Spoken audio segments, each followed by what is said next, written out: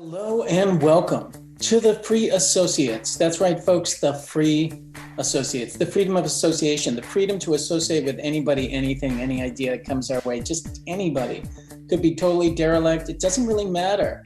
You know, we don't have to spend a lot of time on everything, but we have to spend a little time on everything because in everything there might be something, and in something there might be some kind of path forward out of all of this giant kerfuffle. I'm not just talking about COVID. I'm not just talking about a pandemic. I'm talking about the whole American system or the whole world system or globalism or anything you say it is. Whatever it is, then that's something that we could be looking for a way out of, folks. I mean, I don't know about you, but it could be really cool that things might change on the other side of this. I could be wrong. Now, we have been doing the Politico series on future predictions of COVID. We've just been setting them up like bowling pins and knocking them down. These poor guys, they had like half an hour to write their predictions. It was 7 weeks ago. And now we sit in the comforts of our home, just having fun with them. Although, you know, some of them have more merit than others. We've seen a couple that we really like. Now, you are listening to the Free Associates. I'm about to hypnotize Waylon. Waylon is, of course, the master of design and stuff like that, but no, he can't be hypnotized because I can't get the light. Why is it so clear? It was so easy at the beginning, but no, I can't. Oh, where's the light? Where's the light? Where's the light? Jeez. I don't know, guys. I don't know. And you expect me to follow your it. Cult if you can't even blind me by the light? I know, I gotta work on it. It's my apologies. Now, you may be listening on WMUA Amherst. We do rebroadcast this every day at noon, but we also push this out through Facebook Live, typically at 3 in the afternoon on a weekday. You can like us on our page. You can give us money. You can do all kinds of things. You can do a giant banner. You can go out on your little balcony and sing to us at 7 o'clock at night, or you can just do nothing whatsoever. Waylon, how you doing, pal? I'm doing well. How are you doing? Yeah, no, you're not. You're just saying that for the crowd. I can tell. Waylon and I were complaining about the weather forecast, folks. It cannot break 65 this month. I don't think this month is going to see 65. And I just got a new phone too, and one of the widgets that I have is the 10-day forecast. Yeah. And I've never done a 10-day forecast before, been so tuned in, and it's just the worst time to have the 10-day forecast. Because it's it wouldn't be bad if it said 72, but yes, it is a bad time to have the 10-day forecast. I live by that forecast, and the one thing that they're always right about is the temperature. Yeah, exactly. Like, there's other things they'll get wrong, but they always get the temperature right. And, you know, I guess God is trying to get us to social distance because this weather really keeps a lot of people inside. Yeah. I myself do not feel that well, but I don't think I'm super sick, but something. I just feel tired and sluggish. Change of the season, perhaps.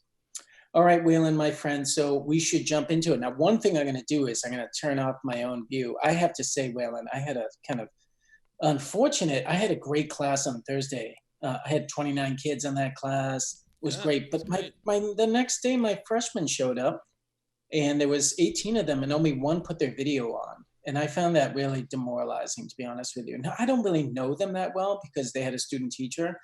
And listen, if they don't want to put their video on, that's their prerogative. I understand. I never would say, hey, put your video on. But it's hard to talk to 18 blank boxes. It just feels not good. Yeah, I don't know if you've they're all experienced muted that. and stuff. And Yeah, it was not fun. But, you know, Wednesday and Thursday were fun. And, you know, I don't know if I can discreetly say something like, I encourage you to turn on your video. We can have more engagement. I mean, you don't have to. I think that's what I got to do next time. Well, this is what happened to me. It's actually kind of funny.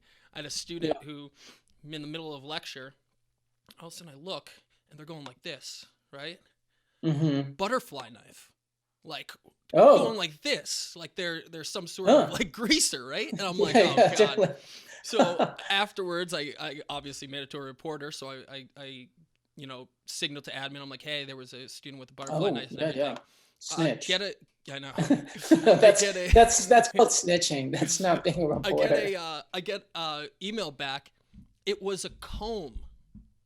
It was a butterfly knife comb. Oh yeah, I had Thank one of God. those. But I mean, like, it's just so funny. I mean, they were so good at it. They were just like flinging it around and going like this, like casual. Like. Well, by the way, just on a side note, have you seen that documentary about the guy who's blind, who's like a master card trick guy? Have you seen that? Oh, it's really, you should check it out. I'll find the title for you. It's really good. But like, you can't even believe what this guy does with a deck, and he's blind.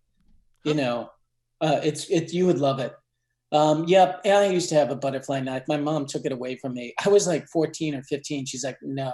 It was one of those moments where she's just like, I get it. And no, you cannot have that. It was too sharp, and I was not agile enough for that. All right, folks, we've had our little fun. I haven't seen Waylon in a couple of days. I invited him over yesterday, but he's kind of like, I can't get him. It's like I said, Sunday was weird for him. So supposed to be in church. I don't know. It's just like, it's one of those things where it's like, psychologically, we're talking about it. It's like the day, it's like ingrained into every single religion too, and culture. It's like on Sunday you rest. And so I rest, but at the same time, I'm like, I got stuff to do, but it's okay to rest on a Sunday. So I just always grapple with it. I'm just a workaholic, so it just doesn't sit well with me, but I try to it puts me in this weird, uncomfortable situation, but I try not to coming to see me is not work. Just to be clear, I didn't want you to like dig up any trees. Oh, yeah. Robin and I, for a long time, we had a Sabbath on Sunday. Sundown Saturday night to sundown Sunday night meant no internet except like watching movies, no shopping except for food, and no work. You couldn't ask the other person to do any work. I mean, you clean the kitchen, and I'm telling you, it saved us in times in which we were really against the wall in terms of work and stuff. It saved our family. So I recommend that to anybody who's like overloaded. You have to take a day off, even in the worst medieval, in the worst draconian medieval village. They took a day off. Well, so what I do, I binge watched for like maybe 3 hours shows. That's my thing on Sunday. So it almost is like, it's almost mandatory at this point to have seen all of certain shows, because I just get peppered by texts. Right. Oh, did you watch all of Tiger King? Oh, did you watch all of this? Oh, All or Nothing is out. So it's like, I got all these shows that I need to watch. So like that's almost like the checklist is that I rectify on Sundays. So that's yeah. You're single. So let's go to the reading. By the way, quickly, how to fix a drug scandal. Have you seen that on Netflix? See, that's one that I keep on getting peppered by. Everybody's like, it's okay. Well, that's true. You see a lot of Amherst, Northampton, but check it out. Whatever. It's okay. It started out good. Whatever. Okay, let's look at the very brief reading we have for this week. But perhaps a little bit more. I don't know. Well, anyway, let's read it. Yeah. This is called "Expect a Political Uprising." Kathy O'Neill is founder and CEO of the algorithmic auditing company ORCAA, and author of Weapons of Math Destruction: How Big Data Increases Inequality and Threatens Democracy. Oh my God, I'm in love. I swear to God, I got to read that book. I am so down with that title. Okay, she writes, the aftermath of the coronavirus is likely to include a new political uprising and Occupy Wall Street 2.0, but this time much more massive and angrier. Once the health emergency is over, we will see the extent to which rich, well-connected, and well-resourced communities will have been taken care of, while contingent, poor, and stigmatized communities will have been thoroughly destroyed. Moreover, we will have seen how political action is possible. Multi-trillion billion-dollar bailouts and projects can be mobilized quickly, but only if the cause is considered urgent. This mismatch of long regarded populations finally getting the message that their needs are not only chronically unattended, but also chronically dismissed as politically required will have drastic pitchfork consequences. Whoa, Waylon, chew on that. Mister, everything's going to go back to normal. That's a lot of absolutism there. I just want to say, man. What do you mean absolutism in what way? Like a big prediction? This is going to, this is the new American Revolution. And first off, the thing that I'm going to say, okay, center everything back, okay? If you're going to say that we're going to find a revolution and you also associate that revolution with the Occupy Wall Street movement 2.0, I don't think you quite understand. Because I think that the Occupy Wall Street movement was something that in media portrayal was a marked point in our history, but what it actually accomplished was not that much. Didn't really accomplish that much. Well, okay, that's fair. I mean, Sam would say differently. Sam Stoddard, we've had him on before, and he would say it put all these things on the table that weren't there before. the rise of minimum wage and other things that weren't there before. I get what you're saying. It was portrayed as a loopy little dirty encampment down by Wall Street. But she's saying, and I think that I would kind of go with her. She's saying it's going to be way bigger than Occupy Wall Street. This time, much more massive and angrier. Like, I think that she might be right. I mean, she's taking Occupy Wall Street, which was big in New York, maybe in Seattle, LA, 12 people in Northampton, and she's multiplying that by 5 or 6 now, is I think what she would say. Now that becomes something really different. Yeah, if it was the same size, we would steamroller over it, but yeah. Yeah, I mean, the other part of this is how this is all going to coalesce into some sort of movement, though. So I don't necessarily think that what you want with a true political uprising is what you want is that true Main Street to show its face and to mobilize. And what you had with the Occupy, and again, I went to Occupy Boston and I did citizen journalism classes, and I was you were part of there. I believe in that idea of kind of mobilism, especially when it comes to socioeconomic circumstances. The problem was that it was the fringe parts of society that were joining together in the ranks. And so you need that middle base. You need that top end of the bell curve. And you had the outskirts of the bell curve there. So if this truly does affect the lower middle class in ways that are really profound, and there's a way to mobilize those, I think that's where I could see some sort of change coming in. But an Occupy Wall Street 2.0 is not going to make an impact in the same. But Waylon, that's fine. I mean, we might be getting into semantics. I feel like that's exactly what she's saying. She's saying a movement that's like homegrown. I think she's using the term Occupy Wall Street to say organic. Like, that's the way I take it. But she's saying what you're saying on top of it, that in fact, it's just going to be flooded with so many more people because, and she focuses on like inequity that's going to be shown after this. I would say actual economic disturbances that are so profound. I mean, we are seeing in the papers, they are talking about unrest globally. There are places where there's like real unrest globally. Now, we usually are pretty insulated from that because of our wealth. But I would not dismiss her outright just because she's using the word Occupy Wall Street. I think that what she's saying is that it would be organic like that. And, like if a couple of barriers dropped in American politics, it would be really powerful. Like, for example, if the racial barrier dropped, a movement would get huge power. I mean, there's a real argument that could be made that disadvantaged people are kept away from one another, like either consciously or unconsciously by the American political system, that poor African Americans and poor whites are separated from one another because God forbid they ever got together.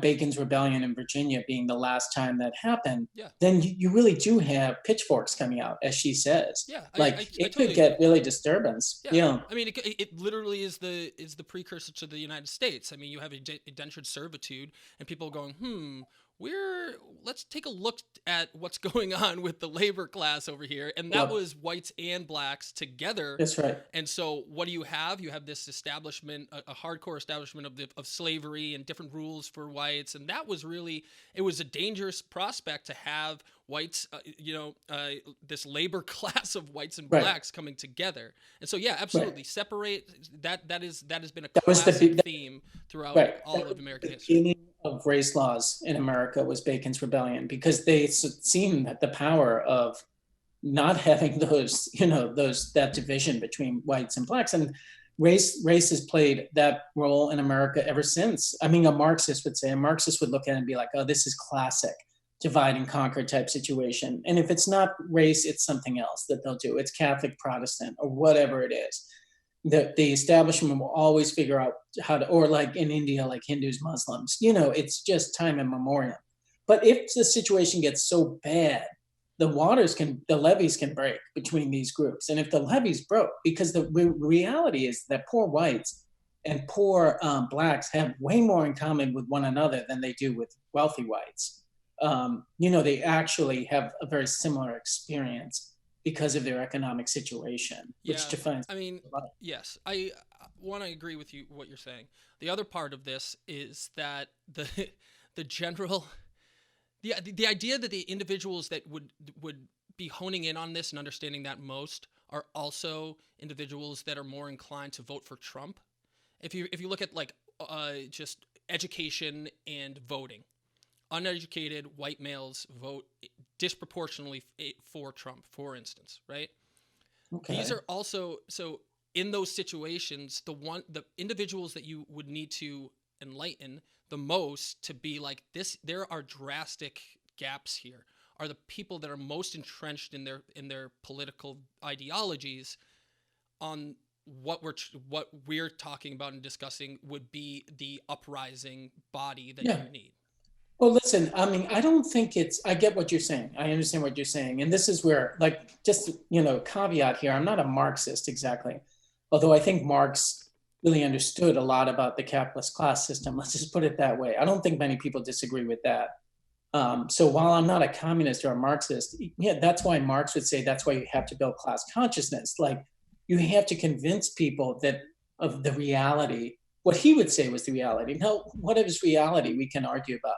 And so, yes, that's true. Occupy Wall Street did bring in people from very disparate places. Like, that was one of its strengths. And, populism does that. It will kind of bend around the political spectrum so that hard right and hard left suddenly are in the same room and they're like, wait a second, you're okay. I could work with you. Like, I'm okay with that. And that is what happens during revolutions. Look at the sans-culottes, right? In the French Revolution. What were they? They were total hoodlums. They were inner city French hoodlums who made common cause with the Jacobins, who were fancy pants, bourgeois, revolutionaries. And so that is the model. The model is, I think, for revolution, you see it in the Iranian Revolution too, is when the barriers that are erected, and I'm not saying consciously, could be unconsciously, that kind of waffle barriers that separate groups within a society, when dissent gets so high that those levees break, that's when you have pitchforks on the street. I'm not advocating for pitchforks on the street. I live a very comfortable life. I mean, I could be very much on the other end of that pitchfork. So I'm not yelling revolution, but I don't think she's wrong that it's possible. She's making a bold prediction. She's saying, watch out, because the level, and this is something you and I have tussled with a little bit, it's not COVID. It's the economic inequality that existed 6 months before COVID plus COVID, and that's like epic inequality. So I think the catalyst of all this is the we're going to see the catalyst be how relief is delivered. And if it is delivered in a way that is going to aid Main Street or Wall Street. And I think that this is unprecedented, what we've been seeing. But read an article this morning. Shake Shack gave $10 million back because it was one of the first to get 100 out of the $100 million pot for small businesses. 10 million. 100 billion. Sorry. 10 million of that. Okay. Yeah. If that is the case, that's a good sign right there, because it means that people are paying attention to what's going on with the distribution of money, and there's an understanding, and there's also other nuances here. I don't know Shake Shack, but there's franchises for certain companies, and there might be a small business that took over a Shake Shack or a Five Guys that was like, okay, I'm invested. We just got a new one in not Shake Shack, but Five Guys in Hadley just opened.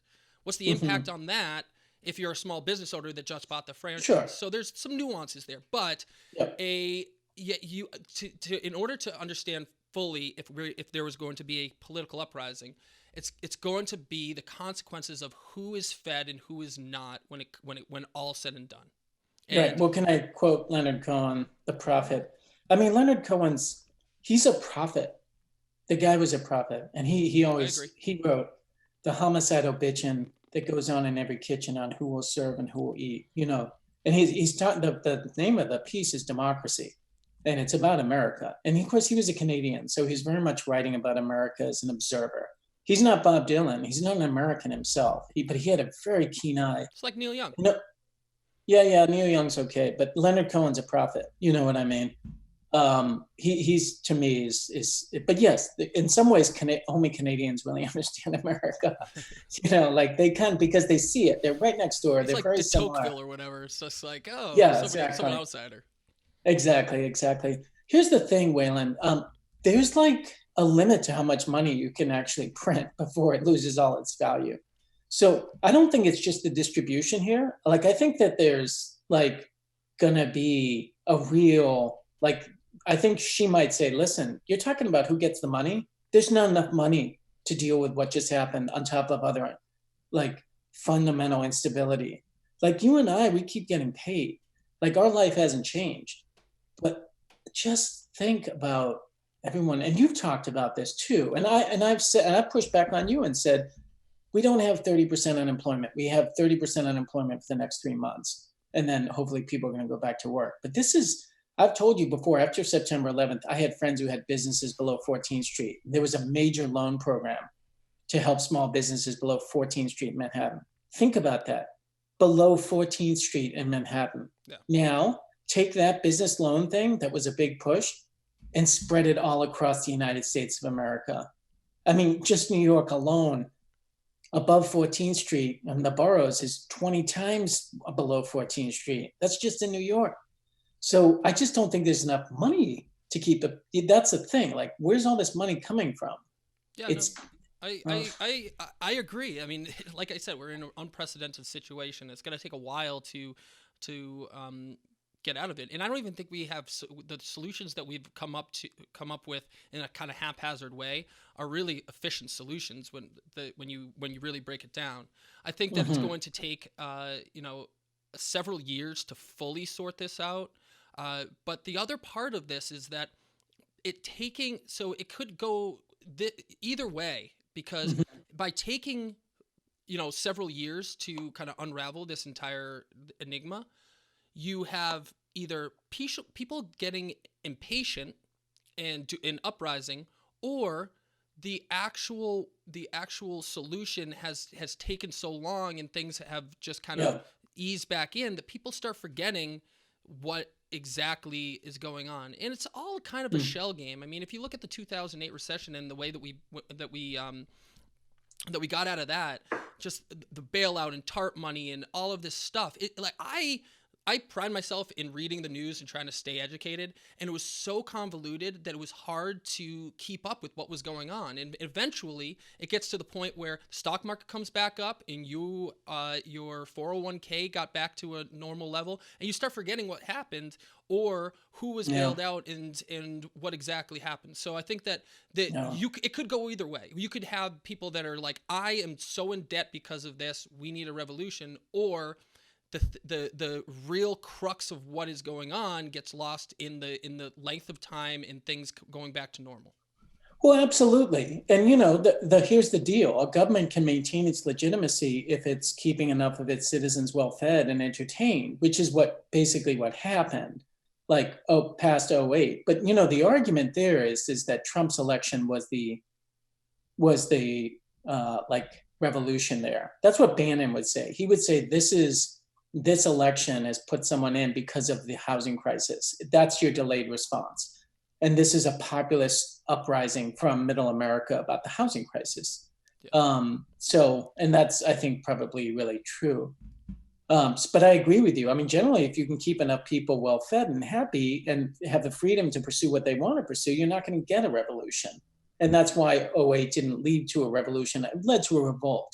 I would say 2016 is a populist revolt. But the fact that that's coming 8 years later is interesting to me. It means exactly what you're saying, which is that some people who were going to get picked up and were waiting to get picked up and dusted off never got picked up and dusted off, right? Isn't that what it means? And so that 2 years passed, 4 years passed, 6 years passed, your life, you got picked up and dusted off. I got picked up and dusted off.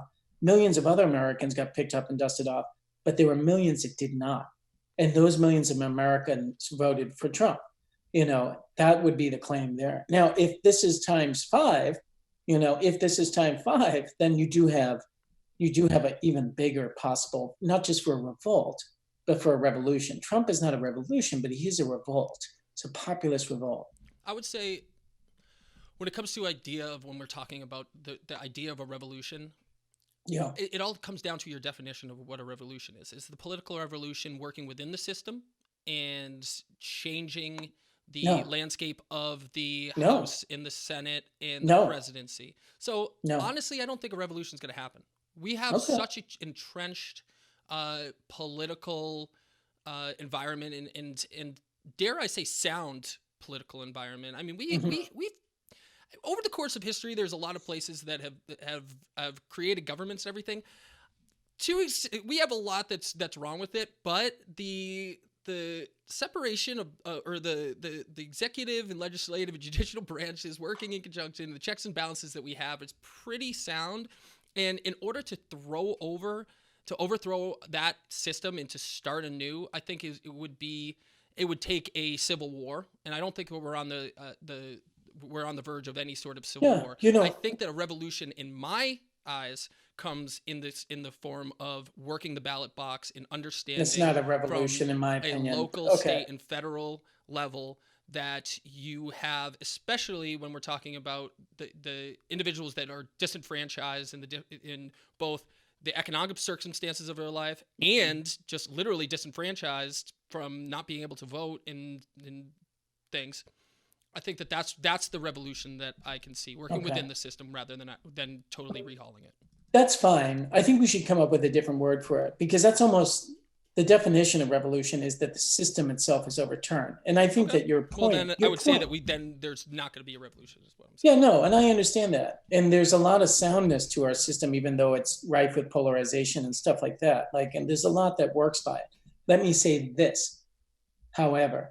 If you were to pick a country in the world in 1978 that wasn't going to have a revolution, top 5, Iran was not going to have a revolution. It is not where you would have chosen to have a revolution. A year later, the Shah is on a plane leaving. He says beautifully, he says, he basically says, it happened so fast, like snow in a puddle. Is what he says, but there were some really underlying factors there. Yeah, like it CIA wasn't that involvement and a whole bunch of nefarious acts. No. The government. What are you talking about? Yeah. The CIA put the Shah in power in 1953. Yeah, exactly. No, I know, but this is 1979. Having a hand in doing so is raise a lot of resentment, is what I'm saying. Fair enough. But there's all these conditions out there as well. Now, I am going to definitely get this light right. Oh, boom. What? There. Waylon, you will do as I say. You will cue the closing music. You will bring Vanessa the Orange Man over, and you will sign over the title to My Son Rockwell, Who Needs a Van. All right, folks, you've been listening to the Free Associates. This was a fun conversation with the Whale Dog and I. And if you're listening on WMUA Amherst, keep listening. We're pushing this out at noon every day. If you're on Facebook Live, thanks for joining us. And please like our page. We are not experts. We know we're not experts. We pride ourselves on not being particularly experts, or we are somewhat specialists on things that we really care about, but nothing that we would talk about in public. So we're glad that you joined us, Waylon. Thanks for running the rig for us. Oh, yeah. It was a good day, master. Too. It was good. Yeah, good. Scenes over here. Oh, yeah, you're a master. And until next time, you guys be well, drink Gatorade. As Waylon's dad would say, don't be stupid and be smart. Be smart, be safe, and don't be stupid. All right, we'll see you soon.